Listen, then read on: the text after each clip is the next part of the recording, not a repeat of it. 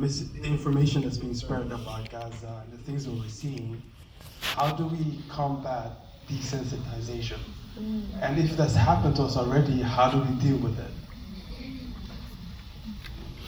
So how do we combat desensitization? That's a very good question. So there are different extremes, right? On the one hand, there's the extreme of, this is too much, so I'm just going to completely pretend that nothing's happening. Or I'm going to bury my head in the sand.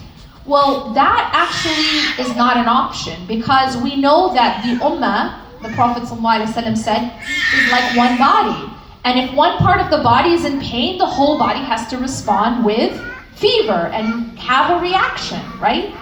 So we can't just deal with the overwhelming nature of what is happening by completely pretending that nothing's happening. We can't bury our head in the sand. But on the other hand, there's another extreme.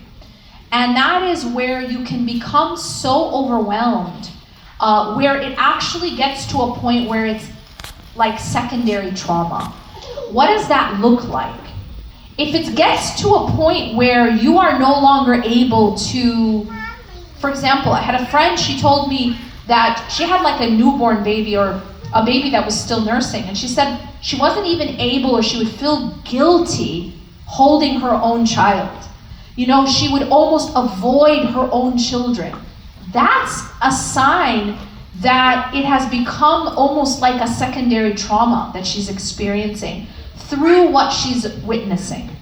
So you have to be careful not to go to that extreme either, where you're becoming so overwhelmed by what you're witnessing and you don't have the capacity to process it.